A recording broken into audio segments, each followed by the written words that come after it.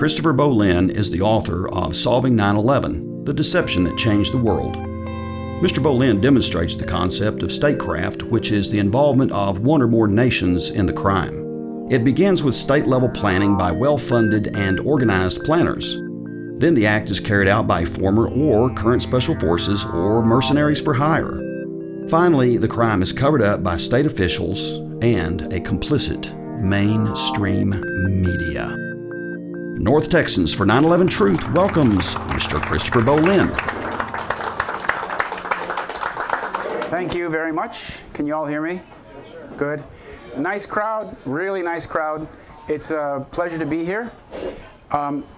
As Joe said, North Texans for 9/11 Truth has done a great deal, and I'm very glad to be here in a place where people like Richard Gage have already spoken. When you came in, you probably got a little white envelope. If I gave you a white envelope, that envelope has information from architects and engineers for 9/11 Truth, which basically is material that disproves the official version of 9/11. That's my name. I'm the author of a set of books called Solving 9/11. And this is a set of books, meaning that they go together. It's a team. The larger book is the original articles, which contains about 135 articles that I've written between September 2001 and April 2012 about 9/11, about different aspects of September 11th. The smaller book is a concise presentation of my result, my analysis, my findings, presented in an easily readable format. So for a person who's new to the subject or new to my research, I would recommend reading the first book, The Deception That Changed the World, first. And then as you become more involved in 9/11 truth and understanding what happened, then for the serious scholar, you'd want to read the original articles. And these articles are mostly about 1,000 words long, 1,200 words long, and these articles are presented in chronological order. And if you were to read these articles starting from September 2001 through to 2012, you will understand exactly where I'm coming from as I present this material tonight. Okay, a moment. These books are available. I only have one copy of this with me because carrying these books around the country is rather difficult. And so I can offer this book. These books are printed on demand.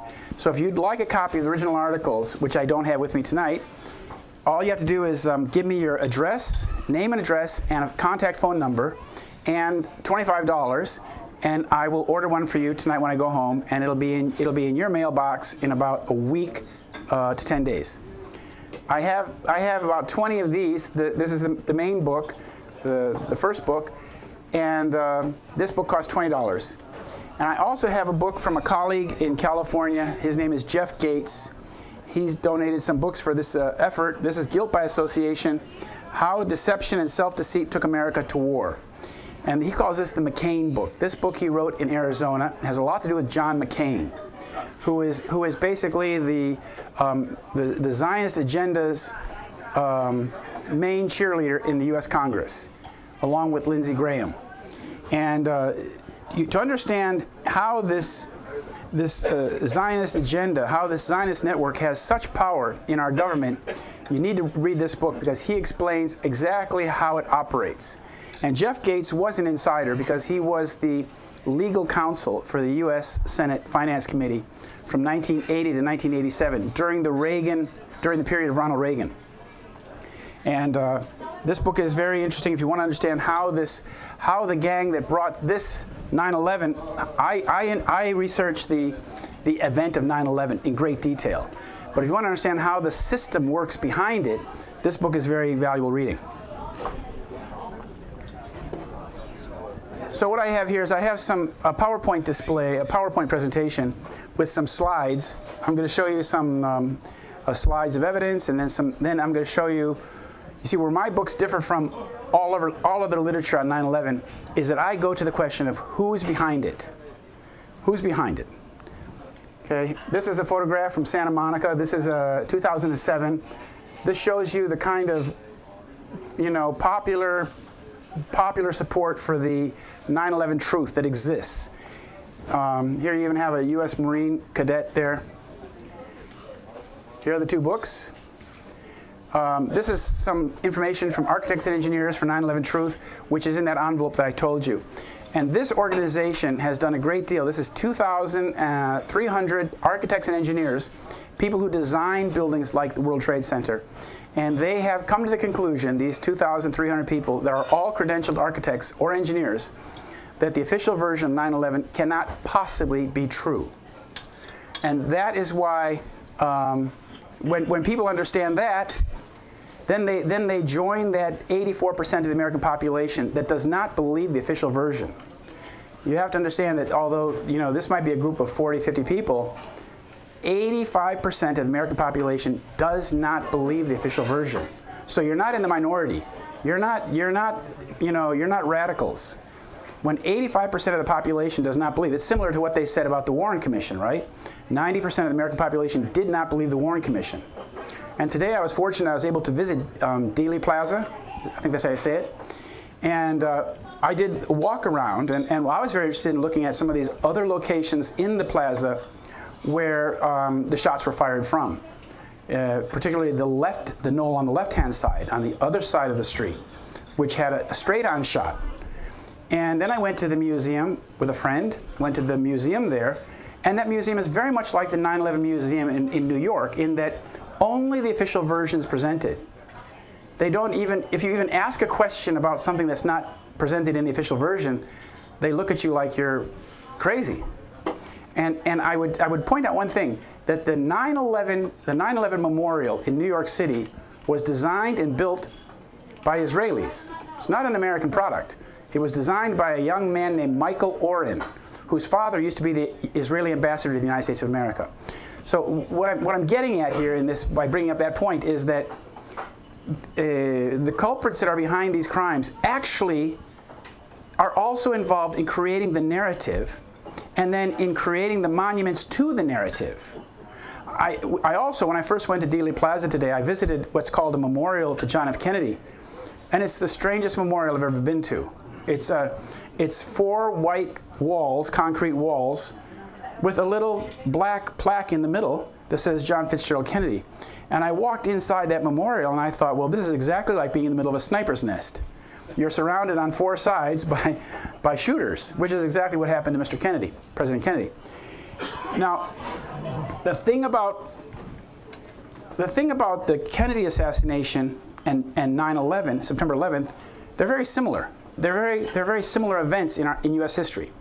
The murder of President Kennedy in 1963 was a de facto coup d'etat, in which the government of this country was overthrown, and the policies and everything regarding the executive branch of the government changed 180 degrees. We went from having a president who was seeking peace to a president who was desiring war. And likewise, September 11th was a policy coup. It was an event that radically altered U.S. policy, particularly vis-a-vis the United States of America and the Middle East, and how the American people relate to their own government. That changed immensely. We began this national security state in which we, the American people, suddenly became suspects of a crime that we have nothing to do with. So now when you go to an American airport, you're treated like you're a suspect in terrorism. When was the last time the American people committed an act of terrorism against each other? It's pretty uncommon. So who is really behind the terrorist operation 9/11? I call it a continual crime in progress because this is an ongoing crime. The crime itself was committed on September 11th, but ever since then there has been a criminal cover-up of the evidence and a criminal cover-up of what really happened. So we have been lied to by our government for 13 and a half years, and we've been lied to by our media. Our media has absolutely avoided any discussion of what really happened on 9/11. And they treat people like us, although we represent 85% of the American population, they treat us as wackos. We're like, we must be crazy. We're conspiracy theorists.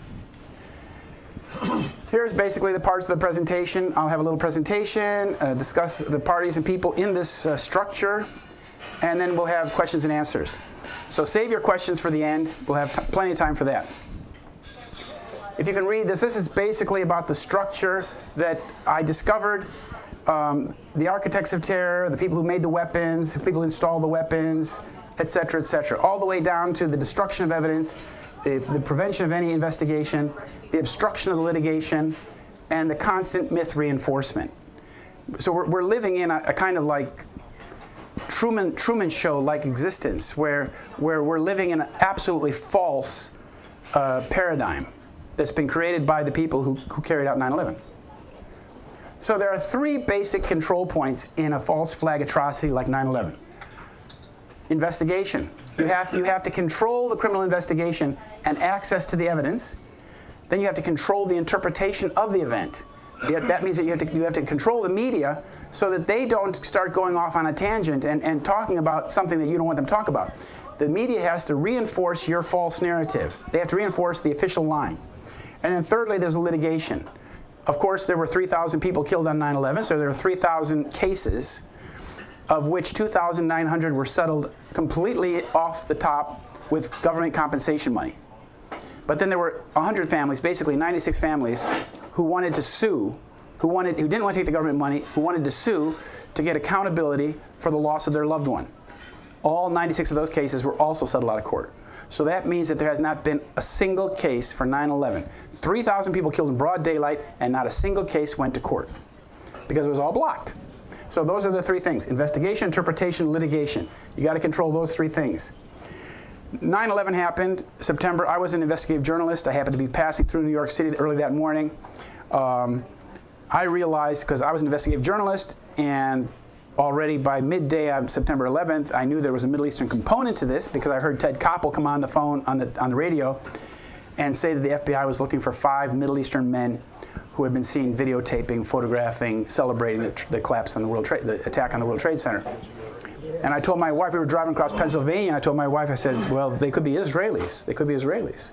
And because these kinds of things, terror attacks, false flag terror attacks, were my specialty, and Israeli-Palestinian politics was my degree field, this sort of fell into my lap. And I was being paid to be an investigative journalist for a little newspaper in Washington, D.C. So I was fortunate that it was my job to produce articles, to investigate this thing, which I began the same day. But by Thanksgiving, by Halloween of 2001, I realized that it was probably not prudent for me to stay in the United States and from my little house in Illinois to be writing articles explaining how the government official line was false when our government had gone to war in October based on that pack of lies. I thought, well, geez, that's not very safe for me to be doing this here. I mean, it's just not prudent. I have a family, I have 2 little kids. So we decided to go to Europe, and I relocated as a correspondent from Berlin.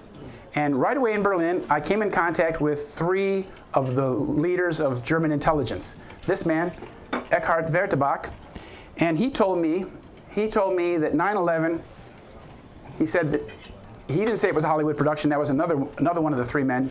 But Eckhard Wertebach said, the deathly precision and magnitude of planning behind the 9/11 attacks would have needed years of planning. Such a sophisticated operation would require the fixed frame of a state intelligence organization, something not found in a loose group of terrorists like the one allegedly led by Mohammed Atta in Hamburg. He said many people would have been involved in the planning of such an operation, and the absence of any leaks is further indication that the attacks were state-organized actions. Okay, and he told me that in December 2001, the very beginning of December. And then the very first day I arrived in Germany, my friend there took me straight away to Cologne, where I met this man, Andreas von Bülow, who happens to have been born in Dresden, and his house, he was 6 years old when his house was on the edge of destruction of the bombing of Dresden. The pottery on his mother's shelf changed colors because of the heat that hit their house. Their house was on the very edge of the zone of destruction. And he's quite a solid guy. And here he and I are walking on the Rhine River at Remagen. And he told me some very interesting things. This is the first day I got in Germany. He told me right off the bat when we talked about it, I said, who do you think's behind it? He said he thought it was a Mossad operation as well. And he said, you don't get the higher echelons, referring to the architectural structure which masterminds such terror attacks. He says this level, the architectural level, the organization doing the planning, such as the Mossad, is primarily interested in changing or affecting public opinion. The architectural level planners use corrupt guns for hire, such as Abu Nidal, the Palestinian terrorist who was in fact an instrument of the Mossad. The Mossad, I use the word Mossad to refer to Israeli intelligence. It's a little bit sloppy sometimes because we don't know exactly which agency of Israeli intelligence, and there are many. But so I use the term Mossad because that is Israeli intelligence that's dedicated to foreign operations. The terrorists who actually commit the crimes, he said, such as the 19 Arabs who allegedly hijacked the planes, are the working level people. Between the working level and the architectural level is the managerial level. He says the working level is part of the deception. And he went on to say 95% of the work of intelligence agencies around the world is deception and disinformation, which is widely propagated in the mainstream media, creating an accepted version of events. He says journalists don't even raise the simplest questions. Those who differ are labeled as crazy. And when I was in London a few years after this, he told me this in November 2001, just after Thanksgiving. When I was in London, we had a little presentation there, and the BBC wanted to talk to me. And so I sat down with them. They had a little interview. The first question they asked me is, Mr. Bollyn, why are you the only American journalist who does not believe the official version? And I said, well, I don't know if I am, but if that is true, it is because other journalists who have raised questions have been fired. I happened to write for a little newspaper in Washington which promoted these kinds of articles, so I was free to write. And I'm glad that they paid me and I was able to do this, because as this 9/11 was a seminal event in our history. It changed this country fundamentally. It changed our lives. It changed the world, which is why I call my book The Deception That Changed the World. Now, the only way that we can rectify our country and correct the course that our nation is on is to understand the deception. That's why I persevere. Here's the actual event. Very briefly, here you see this is the South Tower being struck, and what you see here is this is the entry of the plane into the South Tower. And you see something very strange here, these white clouds, lots of white clouds coming here, which is indicative of aluminum oxide, which is a product of a thermite reaction. Thermetic reactions create white smoke and liquid molten iron. And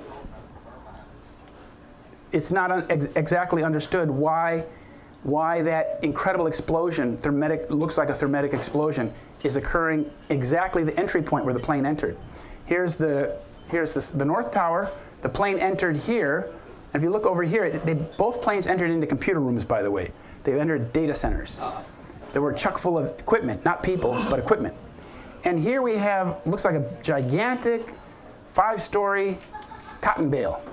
And I would submit that these white clouds are aluminum oxide that have been produced by thermite, which would indicate that large amounts of thermite were on both floors in both data centers. So it's very likely, because there's large, these floors have restricted access, and they have large servers, or they have these batteries that are even larger than computer servers, which could be thermite packages. I'll explain a little bit detail about that later. Here is the South Tower again. You can see that the plane entered here, and came out here. And this is kerosene burning. This is kerosene. The soot is indicative of the kerosene, and you can see that there's a darker orange flame here too. But over here you have a light or orange flame with white smoke. So that looks like it might be thermate with barium added to the compound to make the yellow flame, the lighter flame.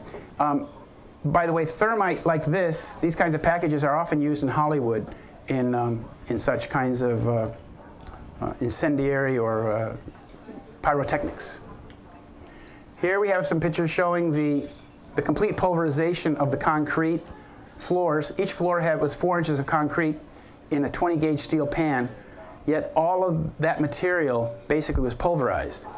And of course, everything that was on those floors was also pulverized.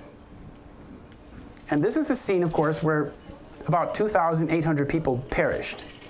You have to remember that 93% of the casualties on 9/11 occurred in these two towers. And here you see that the towers literally were exploding with great vigor and throwing steel beams and parts of the building, full widths of the building. You know, and here you see the complete pulverization and the extent of the cloud of dust. You know, that's Brooklyn over there. That's Brooklyn Bridge over there. That's over here. That's Brooklyn. And this is Hudson River over here, and Jersey's over here, but the smoke and the dust went all the way to Brooklyn. And it landed in a lot of people's houses, in their cars. And even if the windows were closed, the fine dust would come into their houses. So a lot of people actually put it in Ziploc baggies, you know, as a souvenir or a memento, or what have you.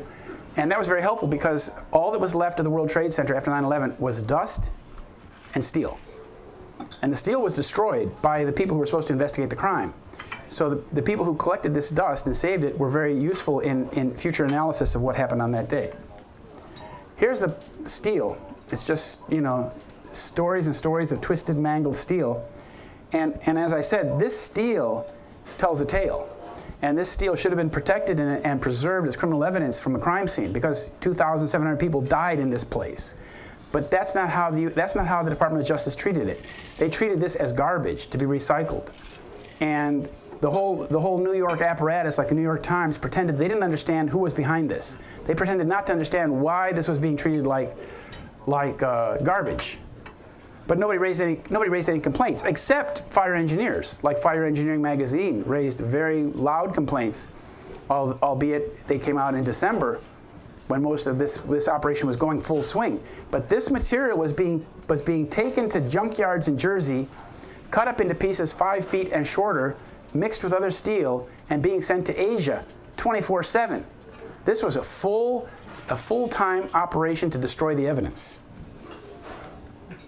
Now here we have some pictures of, these are the box columns. These are box columns. These are the main box columns that supported the core of the building.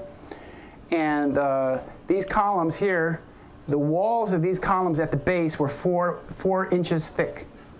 These were made in Japan. The steel for these and these box columns were made in Japan because at that time when these buildings were made in the late 60s, they didn't have any facility, they didn't have any plant in America to make such heavy steel, such things. So it was made in Japan. But you see here, this is very interesting. This shows that this column has been cut. And since these 47 columns were the stems that held up the buildings would not fall if these columns were not cut.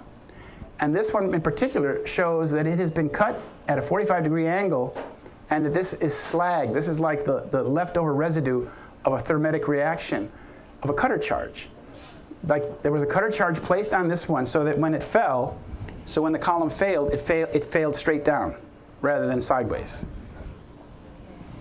And all 47 columns had to be cut like that in each building, simultaneously. This is a very interesting photo because it shows down here, it shows a cascade of molten iron falling from the 81st floor. This is the 80th floor, this is the 81st floor, and I think what happened was that the 82nd floor broke at this level, and then it poured down this molten iron. It just puddled. It puddled and began falling through this window here, which is a 2-foot wide opening. And this went on for like 10 minutes. This cascade of molten iron went on for 10 minutes. A lot of iron. 1 cubic meter of this iron weighs, I think, 6.5 tons. So this is a significant amount of iron. And here we see another image of it. The official reports called this molten aluminum, or speculated this was molten aluminum. Of course, it's not molten aluminum because molten aluminum in daylight conditions looks like tinfoil. Here's another thing. This is from the U.S. Geological Survey. This is from a U.S. government publication, which was an analysis of the dust, and they found these iron-rich spheres, basically like little tiny BBs of iron. And this is what they call a signature characteristic of the 9/11 dust, means that in every sample of the dust of the World Trade Center, you find these little tiny balls of molten iron. How many millimeter? Well, they're like less than 1 millimeter in diameter. They're very, very small. But some of them can be more than 1 millimeter. But the majority of them are very small. This is a microsphere, a micrograph. That means that it's taken like through a microscope. So these iron-rich spheres were found, and the U.S. government version, the U.S. government studies cannot explain what caused this. They cannot explain what caused the large amount of molten iron to have accompanied the destruction of the World Trade Center. They just can't explain it, and they admit that. And there's also, this is a sphere of molybdenum. And molybdenum, well, what created little spheres of molybdenum in the dust? Well, now we're talking about aluminothermics. This is reactions where aluminum is combined with an oxidizer, like thermite. Thermite is basically aluminum combined with rust, iron oxide. In the thermitic reaction, which occurs, the oxygen goes from the iron to the aluminum, creates aluminum oxide, which is the white smoke. A great deal of heat is produced, and then molten iron. So this is why on the train tracks here, you use thermite couplers to weld the tracks together. It's a very easy process, and it creates a lot of heat. Now what this shows is the potential of various oxidizers. The very first one here is molybdenum. Aluminum, molybdenum, and some oxygen. And this molybdenum oxygen oxidizer here, the oxygen goes to the aluminum, and your result would be molten molybdenum. So that's probably where that little sphere came from. And then these are other components, other oxidizers, nickel, Teflon, and this is potassium permanganate, potassium chloride. And these basic oxidizer formations using aluminum and those oxidizers yield more energy per gram than these explosives, TNT, HMX, PETN. These are typical high-power explosives that are used in demolition. And look at the comparison, how much these yield per gram. So then, when you take these same compounds and make them using nanotechnology, nanotechnology basically takes the same components but reduces them in size so that one of the components is less than 1/10 of a micron in diameter. These are extremely fine particles. They're called ultrafine. When you combine these compounds in such a fine compound, the energy result is exponentially higher. The yield of energy, the yield of heat, it becomes an explosive reaction. The source of this is, of course, the U.S. Department of Defense. It's the Energetic Center, Excellence for the Warfighter. So, but this kind of stuff is made in some of the fine universities in America, like the one in Lubbock, Texas Tech. They've done a lot of work on that. The Israelis have done a lot of work on this kind of stuff, and Lawrence Livermore Lab, for example. But in 2001, this was not made in many countries. There are not many countries that were able to produce these kinds of compounds in nanotechnology. That's pretty sophisticated stuff. Here's what they found. This was found. These are the chips. This material, a bilayered compound. This is 100 microns. And this is 1 millimeter here. That bar, different size. These are microspheres, micrographs. And this is what Professor Jones at BYU found in the dust. And at first, when they found these little pieces of this material, they thought it was primer. They thought it was paint.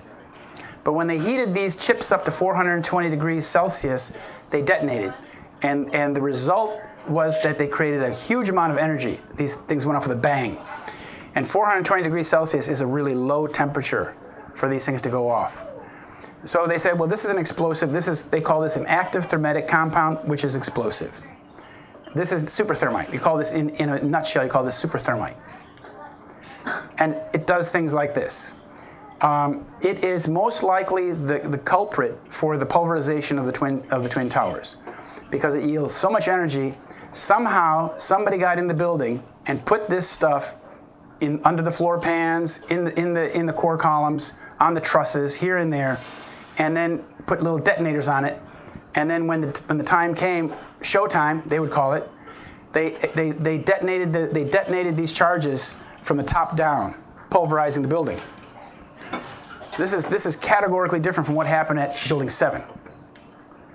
But it created a lot of residual heat. So under the World Trade Center pile, you had incredible heat. And when they removed pieces of steel, they would often pull up pieces here underneath, just underneath the surface, that were glowing, yellow hot. This temperature right here is indicative of a temperature of 1,200 degrees Celsius. Very hot. So, underneath the World Trade Center, you had these incredibly hot chemical reactions going on for 3 months until Christmas time. That's when they were able to say that they had extinguished the fires at the World Trade Center. That meant that until that time, the pile was giving off this very fine smoke. Kind of looks like what used to come out of cars, that bluish smoke from the exhaust pipe. Well, there was a guy at UC Davis, a professor at UC Davis, who's an expert on aerosols, and he sent something called the Davis drum there, and they put it on a roof on Varick Street, and so that when this smoke was blowing up north up this street, it would pass through this drum, this device, which measures smoke, particles of smoke, and what they found was that this smoke contained incredibly large quantities of nano-sized particles. Again, that word nano, meaning particles that are 1/10 of a micron or smaller in diameter. Well, that's a very big health concern, because if you inhale nano-sized particles, you're going to have health costs. There's going to be repercussions to your health. And when this man, Professor Cahill, Thomas Cahill from UC Davis, when he went out to visit the drum later on that year in December, the EPA asked him 2 questions. Who told you to do this, and who's paying for it? Because he was shocked to find that the EPA was doing nothing. The EPA was doing no monitoring of the health of the air quality in New York City. So although this area was pretty much closed to the public, there were a lot of people who were exposed to it, like the first responders. Here you see they were spraying the pile basically 24/7. They were dousing it all the time because it was so incredibly hot that people couldn't work on it. Their shoes were melting. It was extremely hot. And people like this a New York a New York fireman, he's walking on the pile, breathing these fumes without an ounce of protection. Even if he had the state-of-the-art respirator, he would still be inhaling those nanoparticles because there's no respirator that can stop them. They're so fine. He would have to be walking on this pile with a moon suit with his own contained oxygen in order to avoid inhaling these particles. But these particles, the problem with these particles, nanoparticles, is that when you inhale them, they do not stop in the lung tissue. They go all the way to the nucleus of the cell. And in the nucleus of the cell, that's where they do the real damage to the human system and cause cancers and problems with mitochondria and birth defects, what have you. So a lot of New York firefighters that were at the pile are gravely ill today, if not dead. Here it shows just some of the hot spots, but you'll notice here's the hot spots. This was the South Tower. This is where that stuff is all falling off. This is the North Tower area. This is a strange crater in Building 6, U.S. Customs House, that goes down to the very basement. And here's Building 7, the third building that fell that day. You also see extremely hot spots there. Here's the basic layout, south, north, and here's Building 6 where that huge crater was, and here's Building 7, which fell inexplicably at 5:25 in the afternoon that day. Here's how it fell. It fell straight down into its footprint. This building was owned by Larry Silverstein, built and owned by Larry Silverstein, who was the leaseholder on 9/11. Here's what he said. Larry Silverstein, he said, I remember getting a call from the fire department telling me that they were not sure they were going to be able to contain the fire. And I said, we've had such a terrible loss of life. Maybe the smartest thing to do is pull it. And they made that decision to pull, and we watched the building collapse. And what's interesting, if you've seen videos of this building before it collapsed, firemen and people come out of the building and say, get back, the building's going to come down. So it was like, it's an open secret that they pulled the building. A lot of people knew it, but they didn't tell that to the American people. In fact, this actual collapse of this building was unknown to about half the American population, even today. This is a photograph of the Pentagon after it was hit, but before it collapsed. And we're told that the plane came in at grade level, flew over the lawn, somehow avoided hitting these spools, and went into this first floor here, but didn't break the windows or cause any, it just disappeared into the building. There's no jet engines out here, there's no baggage, there's no tail of the airplane, nothing. It just all went into the building and disappeared, so they say. And as I said, yet it avoided hitting these 6-foot, 7-foot spools of cable that were part of the construction project. And of course, as you know, the place that was hit by this plane or missile was the accounting office of the Pentagon, where they were trying to find out where that missing $2 trillion went. And all the accountants who were working on that got killed. Here's supposedly the exit hole. This is supposedly the exit hole on the inside of the third ring. So after passing through 6 exterior walls, they say that the nose of the plane, the aluminum nose of the passenger aircraft cut this hole through 6 walls. And the first outside wall of the Pentagon is masonry and concrete about that thick. No plane goes through that wall like that. But a missile with depleted uranium could very well do that. And here, furthermore, this shows that the plane supposedly went down through that hole. Yet, as you can see here, these are still existing columns. These columns show cracking and spalling, but no significant impairment in function. But we're told that this plane went through here and made that hole, yet did not take out any of these columns, meaning that just like this little aluminum soft-nosed plane fuselage went through there and made that hole. It's highly unlikely. Another thing is that the deception in Shanksville, Pennsylvania is absolutely egregious. It is so in your face. But only if you have a controlled media do these kinds of lies fly. We're told that the plane crashed here. This is a little hole. This is all reclaimed mine. You cannot get anywhere close to this hole. The visitor center is way over here, about a half mile away. And when I visited this shortly after the accident, I was told that if you were to go near there, you'd be shot. They said that they have people here that will shoot you if you go near this hole. And so the visitor center is way out here. For a long time, it was just like a chain link fence and some mementos. But the important thing to understand is that the actual debris recovery was going on deep in the woods about here. And it was all, these are thick Pennsylvania woods. And over here are the cabins of the Hoover family. They have a 9-acre parcel out here, and that's where something terrible happened, and a lot of body parts and luggage were found. Nothing was found here. The coroner who came to this crash site said that after 20 minutes he stopped being a coroner, Wally Miller. And he said that it ended because there were no bodies there.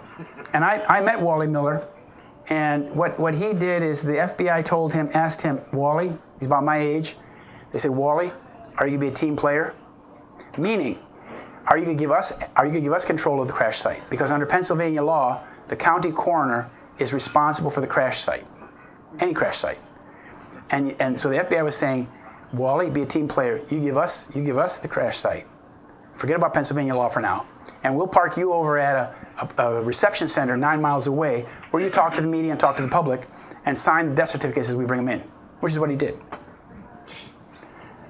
The hole itself is only about 20 to 24 feet across and about 6 feet deep. Nina Lensbauer, who I talked to, who lives there, she was the first person to come down to the crash site. She worked at the junkyard up here. She ran down, she heard a giant boom like an atomic bomb, she said, I think. And she said that the crash, the hole that she encountered, the hole that she came to, she said was no larger than the trailer in her front yard, which is a 24-foot trailer.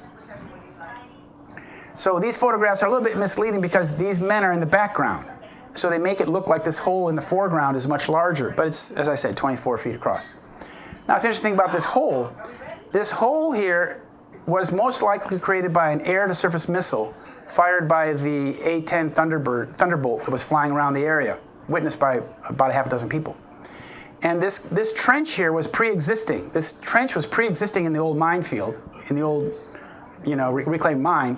And then they fired this missile into the center of this to make it look like, okay, that's an airplane, huh? The airplane, you don't see any engines or anything, but we can see that's an airplane. The wings went there, and yeah, that's an airplane. Here's a picture from 1994 showing the pre-existing trench. And so then they fired that missile about right here, you see, and made it look like it was a plane. You still don't see it like the engine, where the engines went. Now we'll shift gears a little bit. That was the crime. That was some of the evidence from the crime. Now we're going to talk about the chief suspects and the background. I used to live in Israel in the 1970s, and I studied a lot of Zionist history. That's my degree is in Israel and Palestine. And when I lived in Israel in 1975 and 1976, in 1976, these men came to power. This is Menachem Begin, a well-known terrorist who bombed the King David Hotel and committed a lot of crimes, wanted by the British, wanted by the Russians before he even left Russia. He was a criminal in Russia. Then he went to Palestine, was a criminal, international criminal. And at one point he was interviewed in Israel, and somebody said, how does it feel to be considered the founder of terrorism in the Middle East? He says, in the Middle East, in the whole world. So he considers himself to be the father of terrorism in the whole world. This man here is Yitzhak Shamir. He's a real thug from Belarus. He was involved in such crimes like the murder of Lord Moyne. He was the head of a gang called the Stern Gang. He was the head of the Irgun. And these two, Irgun and Stern, were the two most violent, radical terror groups in Palestine in the 1930s and 40s. They were wanted by the British for crimes. This is their protege, Ariel Sharon. So I call these are the terrorist leaders of the Likud. The Likud coalition came to power, as I said, in 1976. They took power in Israel. And when that happened, the Labor Party ceased to be the main power, and these terrorists took power. My girlfriend, who was a kibbutznik from the labor kibbutz, was very sad, and many people were. She said, today, this is the end, this is the death of Israel. This is the day that the terrorists took power. The terrorists have taken over. And I didn't know what she meant, but of course, if you're a Zionist kid and you grow up in Israel, you know more about these guys than the average American. This is the handiwork of the first man, Menachem Begin. In 1946, Menachem Begin, along with David Ben-Gurion of the Haganah and members of the Jewish Agency, bombed the King David Hotel, which was the luxury hotel in Jerusalem, which also happened to be headquarters of the British Mandate. The British military forces, their headquarters were in there. Now, there's a similarity with 9/11 because the British had conducted an operation called Operation Black Sabbath when they had gone throughout Palestine and arrested a lot of these terror leaders, and they had collected a lot of evidence. And the evidence indicated that the Jewish Agency was involved in the terrorism in Palestine. That's a very big piece of information. Well, that led to why did they bomb this? You know, conventional wisdom is that they bombed this to kick the British out of Palestine. No, they bombed this because the evidence of the Zionist crimes was in this building. And by destroying the building, you destroyed the evidence. Very similar to what happened on 9/11. Because that building 6 I showed you, that held the evidence of crimes like Enron, gold scandals, huge crimes that were being prosecuted. But when the evidence was destroyed, as in building 6, the vault that was below building 6 was the vault for building 6 and building 7. U.S. Customs House and that whole building 7. All the evidence and gold was in that vault. But what they found, what Kurt Sonnenfeld found, the videographer from the FEMA, he found that when he got down to the basement of building 6, that the vault had been cleaned out the night before. Which is why you have this incredible explosion. Somebody either sent a missile into that building or put a shaped charge in the basement of that building and blew it up in an attempt to destroy the evidence that they had robbed the vault the night before. This is the murder of Volker Bernadotte in September 18th, 1948. This was done, as I said, by Yitzhak Shamir, the Stern Gang, also known as Lehi, the Stern Gang. And this was the UN mediator who was sent to Palestine to try and make a livable operation out of the partition plan of Palestine. They partitioned Palestine between Jewish and Palestinian sections, hoping that there would be some peace in the country. And he wanted to implement, he knew that it wasn't going to work, but he also said that Jerusalem has to be an independent, separate, free state, open to all. And this is the handiwork of Ariel Sharon, the third man in that picture. This is the massacre of the Palestinians in Sabra and Shatila in 1982, in which Palestinian camps in West Beirut the inhabitants were massacred. Thousands of people were massacred while the Israeli army secured the area around it and provided flares so they could go on with the massacre at nighttime. Went on for like 2 or 3 days. And anybody who tried to get out of the camps was then shot by the Israelis as they tried to leave. This is the man who was found responsible by Israel. The Kahan Commission found him responsible. He lost his portfolio. He lost his position in the Israeli cabinet. He was told that he was unfit to have any leadership positions in the Israeli government. And then in 2001, he got elected as prime minister. And I called my sister, who's Jewish, and told her that this is a very bad constellation. Here we have George Bush, stole the election or whatever. He got elected by the Supreme Court. And this man was in power in Israel. And I said, this is exactly like we had in 1982 when we had Ronald Reagan, who was like a born-again Christian Zionist, along with Menachem Begin. So you had a terrorist leader in Israel, in our ally, with an ideologically committed person in the Republican Party. And it led to the war in Lebanon in 1982. It led to Ronald Reagan sending troops to try and hold the line. So I said, this is not a good combination. George Bush and this fella is not a good combination. And I said, something bad is going to happen. Believe me, these guys are terrorists. This man is what they call a génocidaire. That's a French word meaning he commits genocide. He's done it all of his life. That's what he did all of his life. He killed Palestinians like they were to be slaughtered. This was his assistant, Ehud Olmert, who was the mayor of Jerusalem and became the deputy prime minister under Ariel Sharon. What I discovered was that this man was in New York City on September 11th, although it was not mentioned in the press in New York City. Now, how can that be? The mayor of Jerusalem comes to his sister city, New York City, and it's known to Mayor Giuliani, it's known to the FBI, it's known to the U.S. government, but it's kept out of the New York papers. Why? What was he there for? I found out that he was on September 10th, he was in New York City making a transaction selling a football team, the Likud football team called Beitar. But he didn't leave. He was there, and we know that on September 11th at about in the afternoon, the U.S. Defense Department allowed one LL-747 to leave from New York to go to Israel full. When nobody else was allowed to fly, LL got to fly that day. They flew home. The bad guys got away. Here is one of the number one bad guys. This is Benjamin Netanyahu, current Prime Minister of Israel. Now he's running again for office because his government has fallen. His government has fallen, so there's going to be an election on March 17th.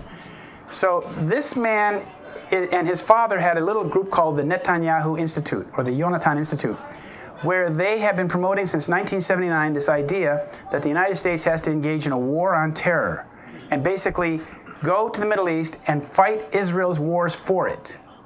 Fight the countries that are attacking Israel, fight the groups that are attacking Israel, and fight the countries that support them, which is exactly what we've been doing since 9/11.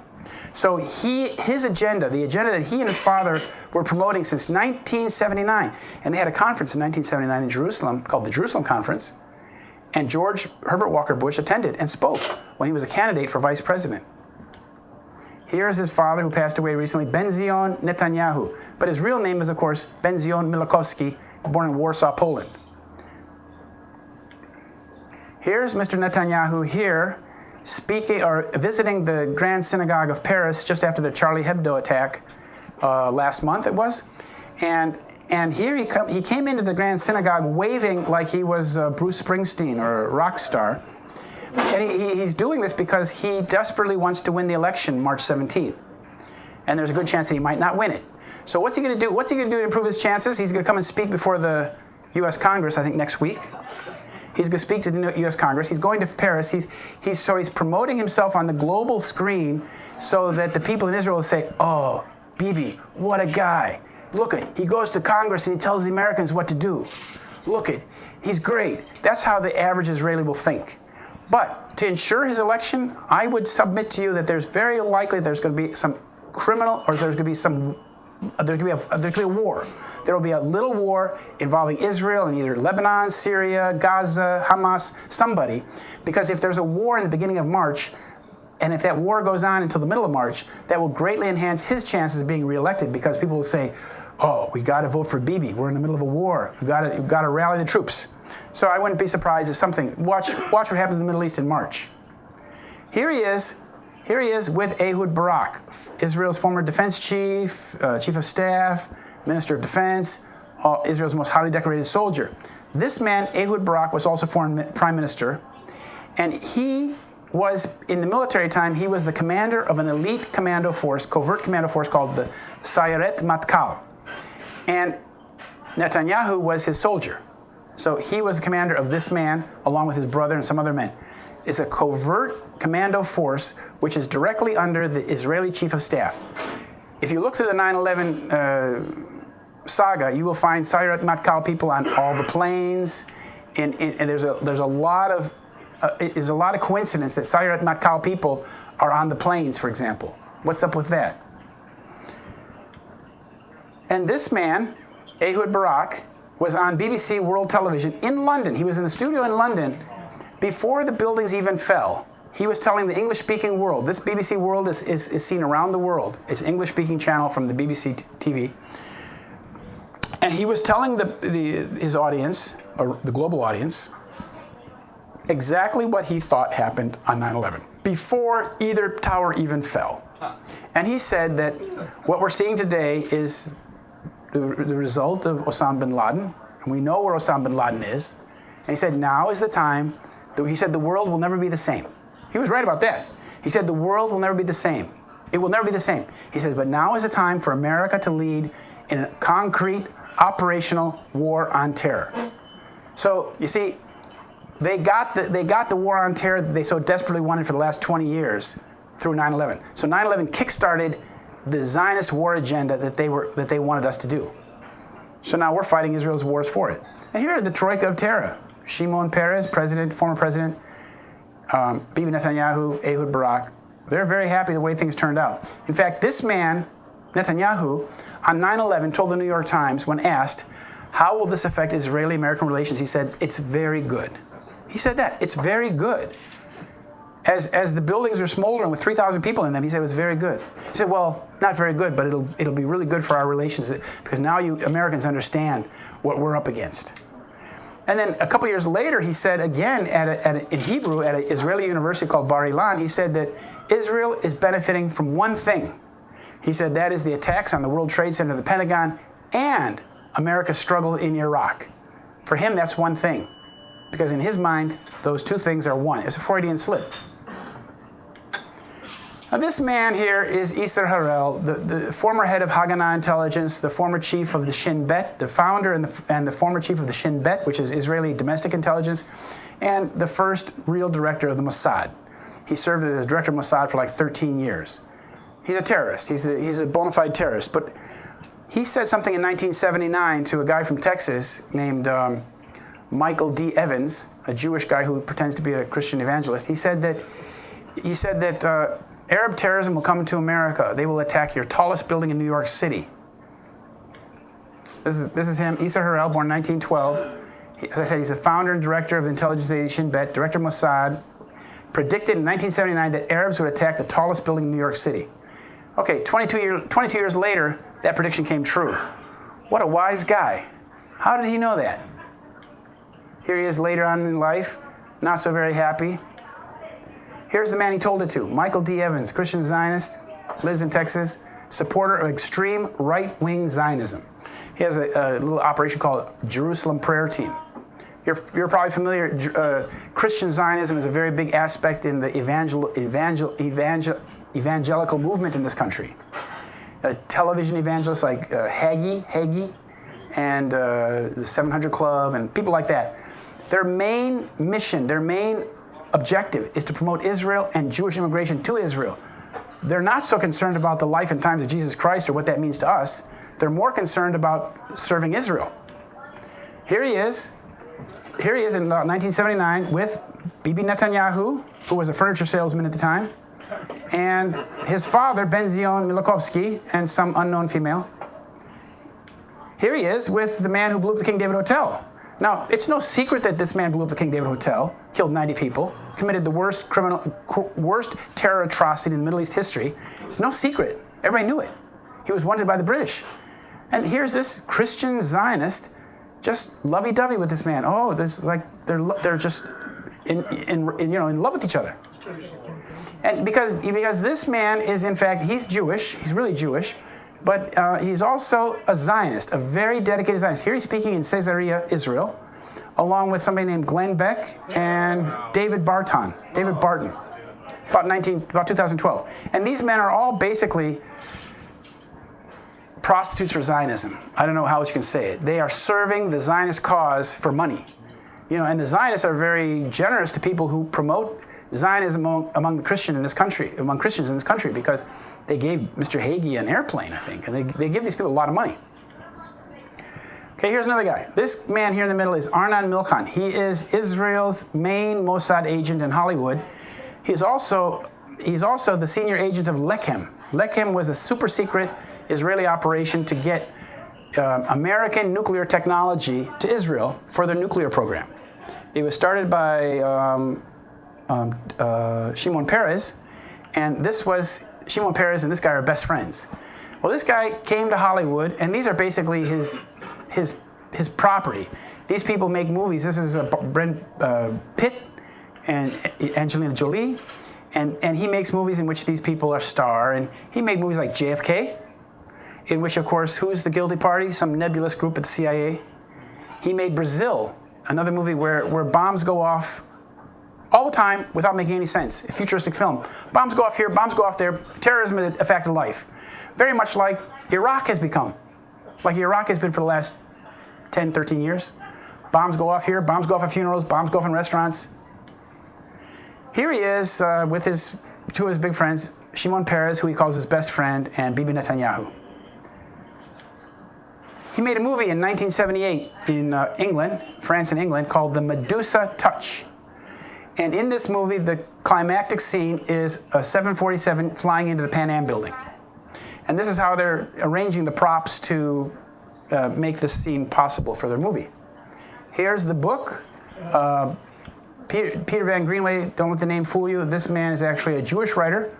The publisher is a Jewish publisher. And as we know, the man who made the movie is a Mossad agent. And Richard Burton, I haven't watched the movie too closely myself, but my friend down in Seguin watched it the other night, and he said that the symbolism in this movie is very interesting.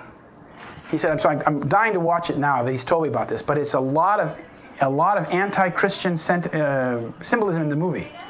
But Richard Burton says, I am the man with the power to create catastrophe. Because Richard Burton has this sort of telekinesis power where he imagines something happening and it happens. And churches get blown up, and buildings get blown up, and planes fly into buildings. This is 1978, he made this movie. Then he was involved in another movie he made in 2000 in Vancouver, Canada, and in New York City, in which a plane here flies into the World Trade Center. And in the movie, this plane has a passenger flight which has been remotely hijacked by superior computer technology. And then the plane narrowly, here they're pulling up, and the plane just narrowly misses the World Trade Center. He made this movie, The Lone Gunman. It's a pilot episode of a series by the same title. And in this he made with Rupert Murdoch, because Rupert Murdoch and Arnon Milchan were partners in their TV production company called New Regency. So you ask yourself, well, which writer had the brilliant idea to fly planes in the World Trade Center? And to make this scene, they actually flew helicopters along the flight path of the plane. This man, Peter Zvi Malkan, is one of the veteran Mossad agents. He was involved in the kidnapping of Eichmann in Argentina. He was involved in the smuggling of plutonium from Pennsylvania for Israel's nuclear bombs. He and a partner of his got the World Trade Center security contract in 1987. And that contract would have gone through had it not been torn up when somebody from the Port Authority discovered that his partner, Avraham Shalom Ben-Dor, was convicted of murder in Israel when he was the head of the Shin Bet, and there had been a bus hijacking in 1984, and they had captured two of the Palestinians alive. And he told this man, Avraham Shalom Ben-Dor, said, just crush their heads with rocks. So that's what they did. They just killed them on the spot. They crushed the Palestinians' heads with rocks and said, "Oh, they're all done. They're all gone now." And there was a process. He was found guilty. He was removed from his position at the Shin Bet, and he came to America. Just like this other guy, this other fellow that I showed you, Zvi Malkin, who was a senior Mossad agent. He supposedly retired from the Mossad at age 49 and came to America to sell art.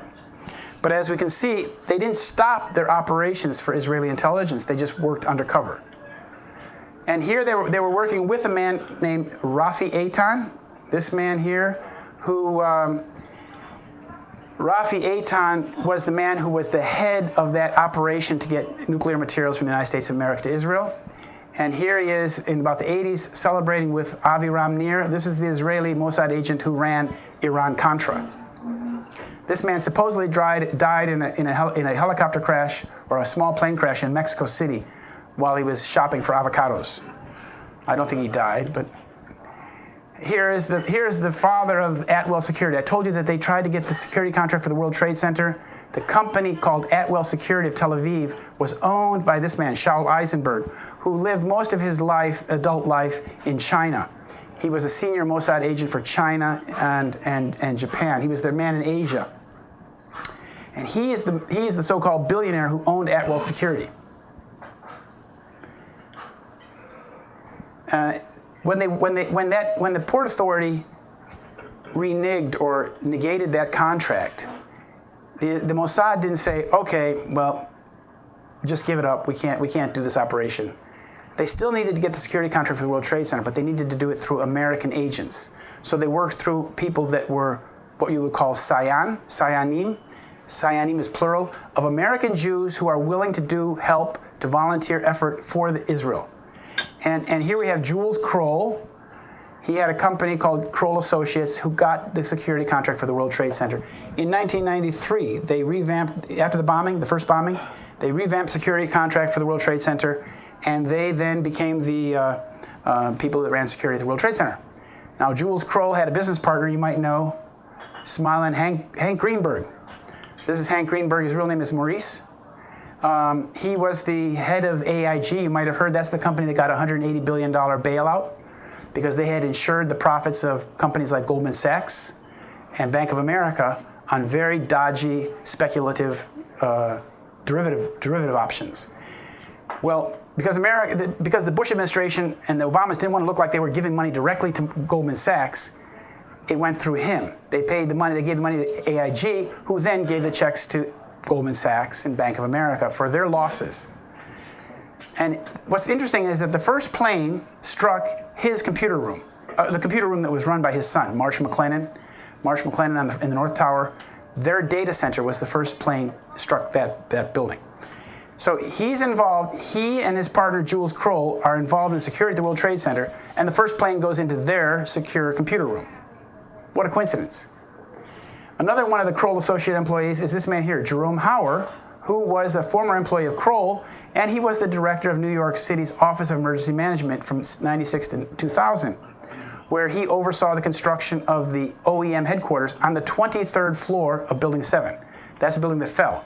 The 23rd floor was a hardened, protected bunker, and that whole building came down, and he was the one who built it there. And these you have to remember, all of these characters I'm showing you, every single one of them is a Zionist Jew.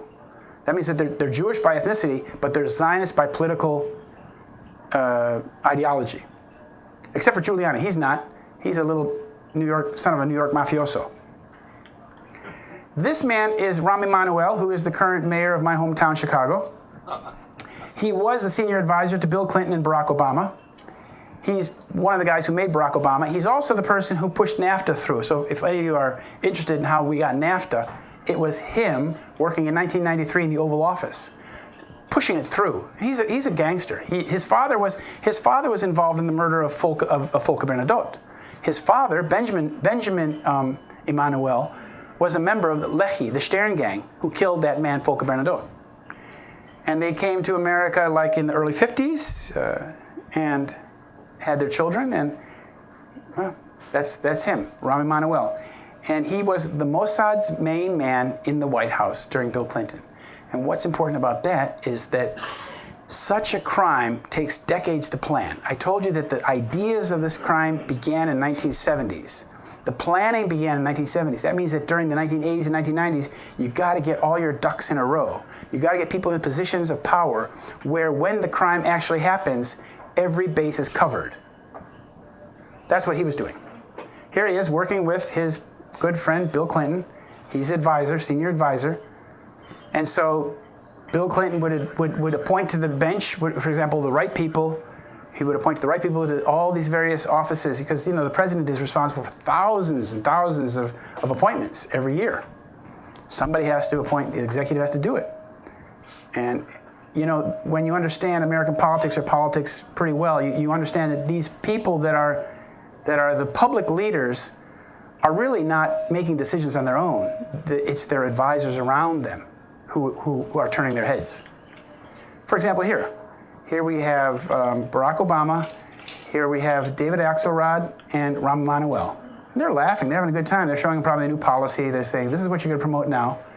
And these two men created Obama since 1992. In 1992, a woman named Betty Lou Saltzman in Chicago presented Obama to the Jewish community and said, this man, Barack Obama, will be America's first black president. And lo and behold, he was.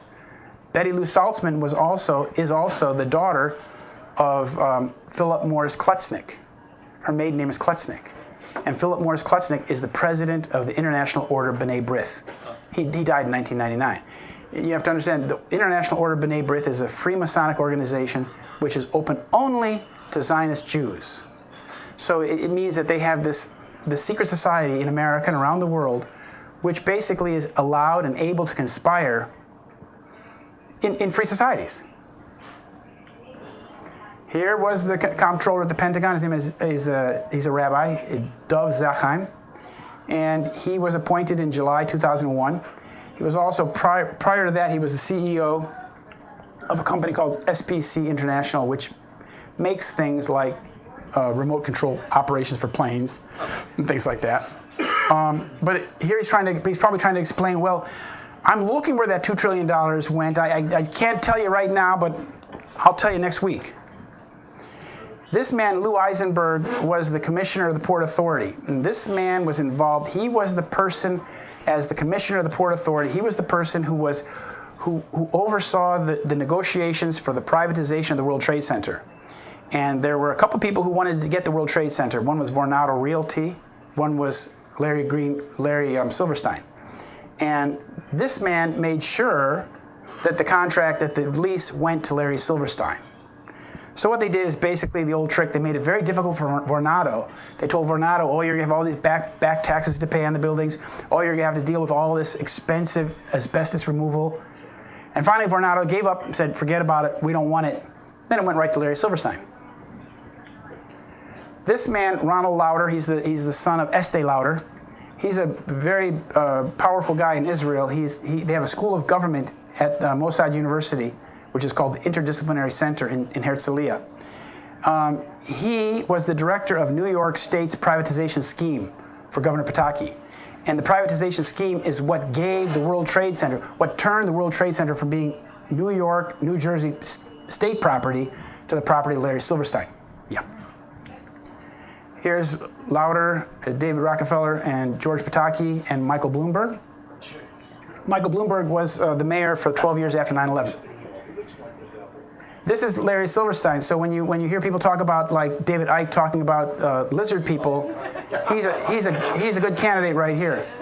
He was the leaseholder of the World Trade Center in 9/11, a senior Zionist leader, and he was also a personal friend of Bibi Netanyahu. Every Sunday afternoon they spoke on the phone, regardless of where they were.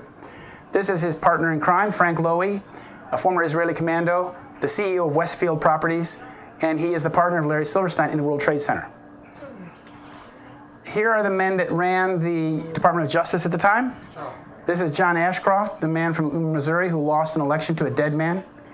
And here's his assistant. Like I said, again, this man is the window dressing. This is the real power here.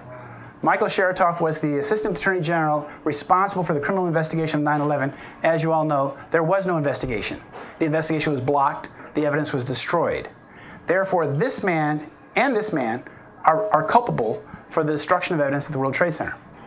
So these men would be prime candidates for a trial for the destruction of evidence. Here he is. After he finished that job, he then became the Secretary of Homeland Security, where he was in power for 4 years, from 2005 to 2009. And in that position, he was still in control of the evidence. Here's Philip Zelikow, the executive director of the 9/11 Commission report, which is a myth, which basically gave us the myth and said this is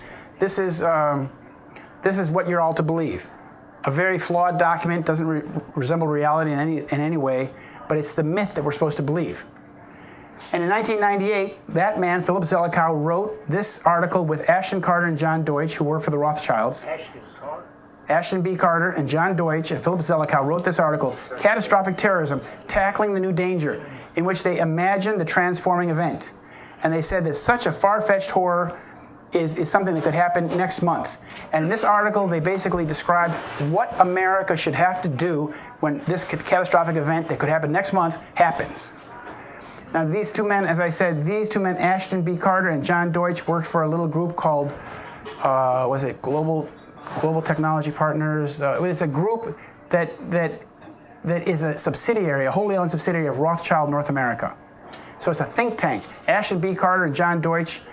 In my main book about original articles, if you look on page 166, there's an article called "The Zionist Network Behind 9/11," and I explain their relationship to the Rothschild family. And Philip Zelikow from Houston is the person who specializes in creating the myth, and then gave us the myth, because he imagined a transforming event in 1998, and then when the event happened, he gave us the myth. Do you see how that fits together very neatly? Is Deutsch the former director? Yes, John Deutsch, former director. Here's Kenneth Feinberg, the special master of 9/11. We're almost done here. Special master of the 9/11 Compensation Fund. He was appointed by John Ashcroft.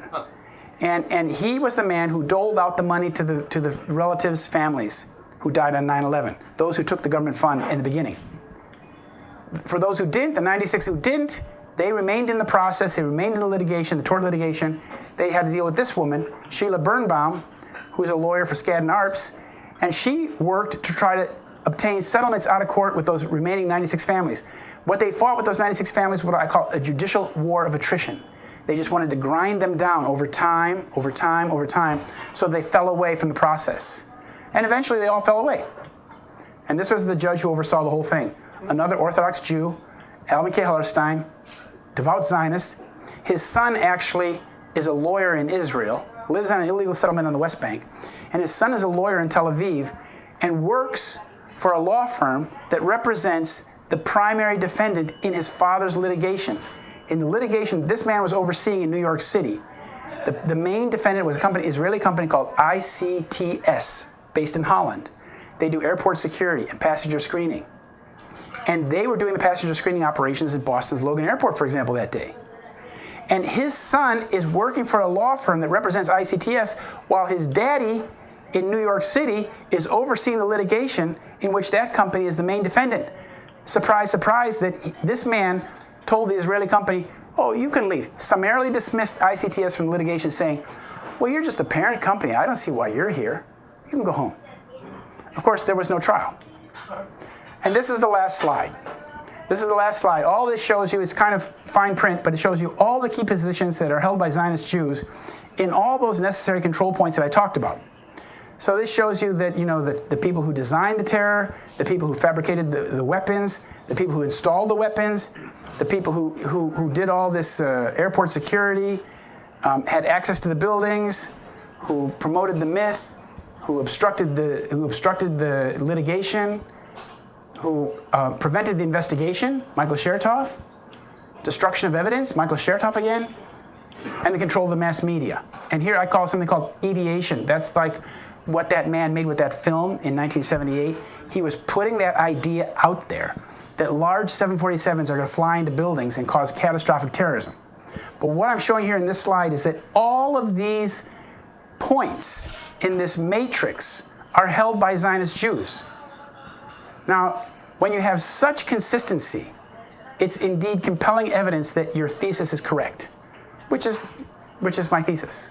So that's all. Now, if you have some questions, we're open for questions. Thank you very much.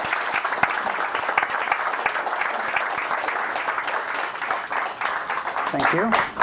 Thank you very much. Anybody have any questions? Yeah, I do. Let's see. When that term Zionist is used, yes. I'm somewhat ignorant on this. What do they really mean by Zionist as opposed to Jew? Good question. Good question. Zionism is a political ideology, basically, in which the idea that there should be a nation state for Jews, only for Jews. So Zionism is based on this idea that Jews should live apart from other people, which is also similar to what the Nazis thought. So it should be no surprise that Hitler was also a Zionist. Hitler encouraged the transfer of Jews from Germany to Palestine because it's this idea. Racism was a very popular concept at that time, that the Germans could not live, Germans needed their living space, but that the Jews were not social, could not live with the Germans. So therefore, he respected the Jewish people, but he thought that they had to live by themselves also, segregated. So actually, Zionism is kind of like a leftover product of this racist thinking. And it's based very much on something called Jewish supremacism, that Jews consider themselves to be supreme or better than other people. And I would recommend, an interesting book about this subject is called Jewish History, Jewish Religion, The Weight of 3,000 Years by Israel Shahak. It explains some of the Jewish supremacism. But the information about Zionism is hard to find in this country. The best place to learn about Zionism is in Israel, which is why I learned a lot about it, because I lived there a lot. And in writing my books, I was very fortunate at my local library to have access to a set of books, 2 books called The Encyclopedia of Zionism in Israel, printed in Israel in 1971. That's the one you want to read. It's a 2-volume set.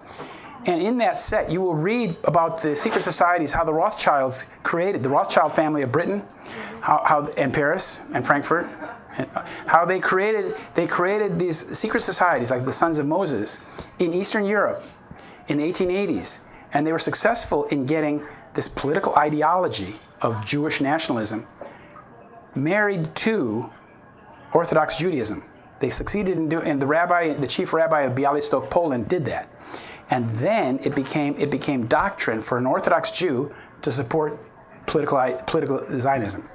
And the Rothschilds, at that time, they wanted Zionism because they owned the Suez Canal, and they thought it would be in their best interest to have a state, a Jewish state, right on the banks of the Suez Canal to control the canal.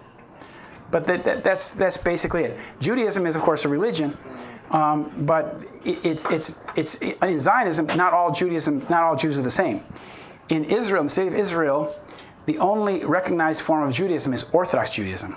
And you can see why from what I just told you. Reform Jews, like from America, are mostly Reform Jews, are not considered Jews of the same value. Like my sister is converted to Judaism. She's a Reform Jew. She and her children are not considered Jews by Israeli law. In Israel, you have to show 3 generations of matriarchal Jewish descent to be considered a Jew. Very much like what you had to show in Germany. Matriarchal, from your mother, because it passes from your mother. Question? What indicators would cause you to be suspicious that perhaps Amiram Nir is not dead? Well, Aviram Nir, this is very typical of, this is a good question. Aviram Nir disappeared in a plane crash in Mexico. We never saw any photographs of the body. We just heard that the plane crashed in the nighttime someplace in Mexico City. If you've read Huckleberry Finn, you know what I'm talking about. The guy dies, the body's gone, Huck Finn is no more. Like Ken Lay. Yeah, and the thing is that this is very typical in such operations. I've seen it many times. And Aviram Nir, his supposed death in Mexico was very convenient because it removed the key player in Iran-Contra from the scene for eternity. You see what I'm saying? And he'd been subpoenaed. Oh, yeah. Aviram Nir was deeply involved in Iran-Contra. So, question, please. What was the title of those 2 books you were mentioning just before that question? Oh, The 2-volume set? yeah, that's called the Encyclopedia of Zionism in Israel, of Israel and Zionism, but it's Zionism in Israel, and it's written by, it's printed by Herzl Press, I think it is, in Israel in 1979. It's a light blue 2-volume set. But the 1971 edition is the one that I used, and it's very good because it tells you about secret societies. And you see, Encyclopedia Judaicas, encyclopedias about Zionism, written by the Zionists themselves, are the best source. Because Zionists are not at all afraid of talking about this stuff. I mean, they're quite proud of what they've done. And so they're quite honest. So it's Jewish history. Question back there. So are you saying that all these these Zionists, all these Jews, ran this whole operation Yes. and either duped Yes. Bushes and, Yes. and everybody, or that they got them to buy into it? Which Yes. is it? Did they dupe or did you buy into it? Yeah, he's saying he's basically asking, did all these Zionist Jews who masterminded this operation, did they control the Bushes? Did they get the Bushes to go along with it? Did they dupe them? A little bit of all three. They did dupe them. They were duped. The whole American body politic was duped, as was the whole American population, as was the world was duped. And also there's an old saying that nothing binds people more closely together than a crime committed together. And the Bushes have been involved in criminal activities, as have the Clintons, with the Mossad, primarily in the drug trafficking business. You know, those stories about Mena, Arkansas are true. Barry Seal did fly 50 tons of cocaine into Mena, Arkansas. And that's probably why Philip Marshall, the journalist out in California who used to be the personal pilot for Barry Seal, was killed with his whole family about a year ago. So the thing is that, also though, if you remember the events of 9/11, George Bush was under threat. He felt that Angel, Air Force One, was next. That's what they put this fear into him that he was next, and he was afraid for his life. He was flying from Air Force Base to Air Force Base. He really thought they would get him. So he was being duped as well. So but he was told by Cheney this. Yeah, he was told by Cheney, but one thing you also have to remember is that Dick Cheney and George Bush and all these characters have a whole host of Zionist advisors who are telling them, who are interpreting the world for them, telling them what they should do, telling them what they must do, telling them what the polls say. So there's a great deal of control. These politicians, George Bush, smart guy he is, but he's not the guy that's making the decisions. He has all advisors telling him what to do. What's going to work best in the polls, what's best for politics, what's best for his legacy. And so that's how they do it. We're being controlled by the same people that killed Christ. That's an easy sell here in this country. Well, it's yes. Everybody, the Christians go nuts. Yeah, well, the thing is that Christ was condemned and killed by the Pharisees, by the people who, Christ was greatly opposed to these Talmudic people. They were creating the Talmud. They were creating the Palestinian Talmud. That was the Pharisees and the scribes. The scribes were writing down. The rabbis were interpreting it. Then they went to Babylon, and the Babylonian Talmud was written. And that became, that was only written in the last 1,000 years, the whole Talmud. And what the Talmud does is it basically is a very anti-Christian doctrine, which should not be taught in Jewish schools in this country. They should not allow such an openly racist doctrine to be taught, but they do. But this Talmudic thinking is at the base of Jewish supremacism, because it teaches these Jews who go to yeshivas, Orthodox Jews, that Jews have a right and have an obligation to basically mistreat non-Jews. And so this creates a very unhealthy antisocial behavior among these Orthodox Jews. And so this is why they all want to live in Israel, because they don't feel comfortable living with non-Jews. But this is also their worldview, which allows them to create such atrocities and to be able to go to bed at night with a conscience. They feel they've done a good thing, because in their tribal worldview, whatever they do to benefit the Jewish people is good. Which is why Netanyahu keeps saying, he's reiterating that 9/11 is good for the Jewish people, because he's trying to assuage his guilty conscience. He's trying to say, I did this for you guys. I did this for you. I did this for the Jewish people. I'm a hero. I'm a good guy, right? Because he knows that he and his father and all those characters are behind this atrocity. Question? I actually have two. Okay. Every year or two or three, there usually be 2 or 3 GOP congressmen who bring up the so-called Saudi connection. Yeah. And they're propounding what I consider the myth or the unproven hypothesis that somehow the Saudi government was behind, obviously most of the so-called hijackers were Saudi nationals. What do you see about that? My second question is regarding Tom Clancy. I've read and thought that perhaps his his being taken out was related to 9/11. Yeah, but Please repeat the question. he's asking, second question was about whether Tom Clancy died, whether Tom Clancy's demise was a result of 9/11. I can't speak to that because I don't know very much about Tom Clancy. It may be. And the first question was? The Saudi connection. Oh yeah, about the Saudi connection, that the Republicans are talking about the Saudi connection, the 28 pages, what have you.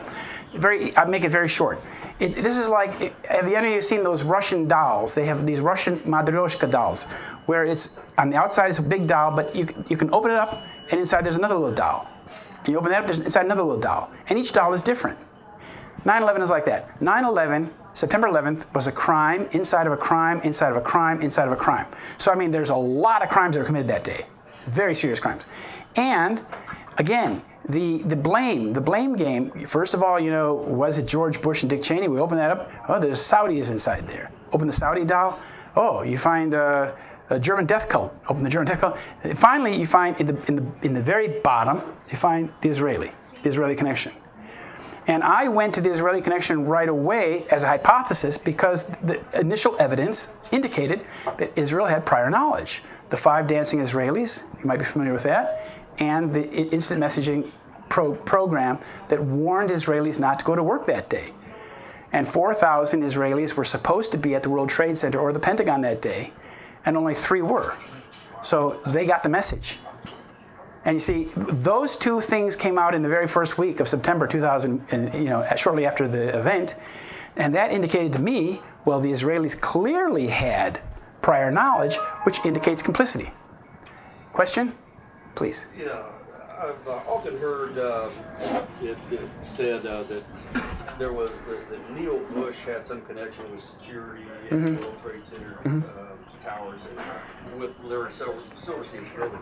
Is that not the case? Well, there was this there was some little company that involved some of the members of the Bush family, Neil Bush or Marvin Bush. But the thing is that the actual security contract, the company that was actually involved was Jules Kroll, and Marvin Bush did not work for that. So again, I would submit to you that kind of discussion is almost like a red herring. There's a lot of red herrings out there. You see, when nanothermite was discovered, then suddenly came forth Judy Wood with her theory that there was energy beam weapons, free energy beam weapons being used, and a lot of discussion that nuclear bombs have been placed in the buildings. These people are scientists. Judy Wood is a professor of science, and so is Jim Fetzer. So I submit to those people, well, if you truly believe that you have compelling evidence to support your theory, present it in a peer-reviewed paper. That's simple. You're all scientists, you understand that. That's the avenue that you should go when you have a new finding that you wanted to bring out for discussion in the scientific community. You do it in under a peer-reviewed paper. That's what they should do. I've told Jim Fetzer that several times. I've never talked to Judy Wood. Question? Carol Channing used to say that when a Broadway show went on the road, they would go to Oklahoma City first because the Oklahoma City audience was so warm and so forth and forgiving. There are other words for that. What do you feel about the premise that perhaps the Oklahoma City bombing was a trial run? Oh yeah. There were a lot of trial runs. There was the shooting down of Flight 800. There was the downing of Egypt Air 990.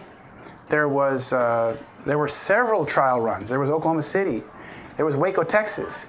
And these were psychological operations that were meant to prepare the American population for atrocities committed on American soil with the connivance of the U.S. government. And Waco, Texas was so egregious. What happened there? This was just a little cult of devout Christians, Seventh-day Adventists, who was brutally murdered. I mean, that was a Holocaust. They were killed and burned alive. I mean, terrible, terrible thing. Yet they saw, well, the Americans didn't cause a revolution. That didn't do it. Oklahoma City, well, they took that. So they were practicing on this lies and how they could make these kind of things fly. But regarding 9/11, the real test, the real preliminary action was the bombing in 1993. And in 1993, they put off the bomb, and they knew that bomb wasn't going to bring down the World Trade Center. That bomb was done with the connivance of the FBI. right? And the FBI was paying the man who organized that group of Arabs in New Jersey, they paid Colonel Salim $1 million. $1 million. That's more money than I made in my whole life. Just for a little operation where he gets a bunch of Arabs together and says, okay, let's talk about doing things, right? And of course, those guys all went to jail for a year, for life. And you know who prosecuted that case? Michael Chertoff. Michael Chertoff prosecuted the 93 bombing, and then he was in the position in 2001 to prosecute the crimes of 9/11. How convenient. And there was no investigation. So he blocked it. Let's have this question here, please. Could you address the demise of Senator Paul Wellstone? Yes. The little saying, don't get yourself well-stoned? Yes. Yes, very good. Paul Wellstone was a good Jewish senator from Minnesota. And I worked on this case actually pretty closely, and I discovered that the FBI agents who left the Twin Cities to investigate the crash scene left before the plane crashed. Oh my God. Go figure, huh? And you know, I found that out just digging in and talking to the FBI and finding this and doing the calculations of how far, what time they had left the office, and because they had to drive a long way. They had to drive all the way up to like the mid-year, way up north, up by Duluth someplace. But his plane was coming in. Now, Paul Wellstone, you have to remember, was the Jewish senator who was adamantly opposed to the war in Iraq. He was outspoken in his criticism and his refusal to go along with this. And in this country, they insist that you go along with the war agenda 100%. If you don't support the war agenda, they remove you from office. If you want to read a book called They Dare to Speak Out to see how that works. If you cross the Zionist party, if you cross the Zionist criminal network, and you're in Congress, you will not get reelected next time. Guaranteed. And I'm from Illinois, and they got Charles Percy out of office. They got a host of people. Kucinich. They got in Illinois. They got a lot of people. They just removed them from office. Beg your pardon? Cynthia McKinney. Yes, and Paul Finley. Cynthia, anybody. And so, in the case of Paul Wellstone, though, his plane was coming in with his lovely family. They were coming in for a landing on an airstrip in a light snow in northern Minnesota. And at the last minute, his plane was coming in for approach at the runway. It suddenly did a 45-degree angle and went into the woods. And the plane burned vigorously. It burned vigorously. And as I said, the FBI was on the way to investigate the crime before the plane even crashed. That's pretty efficient. Question, please. Yes, who in 2001, and I'm almost afraid to do the internet search on this because NSA knows everything, but who in 2001 would have material, right, the nanothermite, because this isn't commercially available, correct? Nor is it tagged? Right. In 2001, there were very few people who knew how to make this stuff. It's very complicated because, you know, when you're combining chemicals, when you're combining agents at that almost molecular level, it's very, very small, which is why it's so powerful. Is you have ultra-fine particles of aluminum and whatever the oxidizer is side by side, so that the surface area of the reaction is incredible. You don't use this commercially? No, it's not used. It's used by the military. And Lawrence Livermore Lab, as I said, was doing it. Texas Tech in Lubbock was doing it. The Israelis were doing it. They were actually doing it in Dimona, where the Israelis have their nuclear weapons, they have their nuclear facility in the desert, in the Negev desert. They have an agency that does exactly that, develops nano energetics. So, and also, there's a good question. I have an article in my book, original articles. Ehud Barak came to America in 2001. And he took a position with Ross Perot's old company. What was that? EDS. He took a position with EDS, and maybe you all know, I don't know if Ross Perot still controlled EDS in 2001. It didn't? Was it already under General Motors at that time? He was with Perot Systems at that point. What? He'd already sold EDS. He'd sold it. And who did he sell it to? General Motors. Do you know who financed the purchase of the World Trade Center? GMAC. Where do you think Larry Silverstein got the $100 million? GMAC. And GMAC was run by American and a couple other big Zionist operations, Israeli discount bank. So you see, time and time and time again, as you find a new lead, you find, again, under every rock you find a Zionist agent. again, the consistency is uncanny. Christopher. Question. Last question. Okay, well, Okay, Michael Harari. yes. Roots way back, even probably before Iran-Contra. What do you feel about the conjecture of Michael Harari claiming from Thailand that he ran the 9/11 operation? I don't think Michael Harari ran it. This was not a one-man operation. As I said, this was a fixed frame. This required an entire state intelligence operation. This is not something one man did. As you can see by the extent of the planning and the period of planning, it wasn't one guy. So if anyone wants to get a copy of the book, I really appreciate if you buy some of these books because I have to carry these things, and I have about 20 of these. This book costs $20. This will spell out my entire thesis, what I've told you tonight, in very clear, very concise manner. And if you want to get this book, I only have one copy with me, so I need this for show. But this is the book of articles. If you'd like to get this book, then if you need to give me your name and your address, your mailing address, and a phone number, and $25. And when I get home tonight, I will order it, and you will have it in about a week to 10 days. It'll come directly from the plant in Tennessee. Can I ask you one more question? Okay, one more, I guess. Okay. You mentioned Senator Charles Percy. Yes. He had refused, as I understand, to join the Council on Foreign Relations. Yeah. And then one of his twin daughters was murdered Valerie. one night in their home. Yes, Valerie. And then he joined the Council on Foreign Relations and dropped out of all politics. He was probably headed for the White House. Yes. And he was absolutely opposed to everything you've talked about here. Exactly. Everything in that realm. Now, do you think that the marriage of his other daughter to Jay Rockefeller was a forced marriage? Oh, good question. I don't know about they have nothing in common.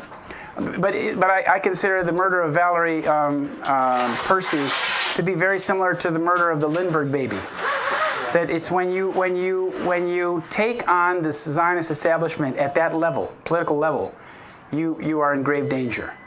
And they do things like that, like they did the Wellstone family. Like you had a question about the Wellstone family. They do that to set an example. It says, for example, in the Protocols of the Elders of Zion, which is written by it's the notes from a B'nai B'rith meeting at the highest level, that their critics, they will take and they will make examples of them with extreme punishment, extreme pain, so that others will take note and say, well, I won't go that way. So in order to achieve submission by all, they attack their critics most vigorously. Well, let's hear it for Thank you. Thank you very much. Thank you for coming. Thank you very much for coming. So now you know who did it. Many of you have asked, but what can I do? It is clear none of us will risk ourselves to bring these criminals to justice. We don't even know where to begin. We can be aware of the methods, the thinking, and the statecraft involved in a false flag operation. Our group awareness, our solidarity of thought is a force to reckon with. Because we have petty differences and no solidarity, the false flags continue. Let us not be deceived by such cover-ups. Let us not be divided. When you tell your friends you know who did it, and they reply, "Who?" show them this film. In closing this presentation, it is fair to show the criminals who had starring roles in this false flag operation.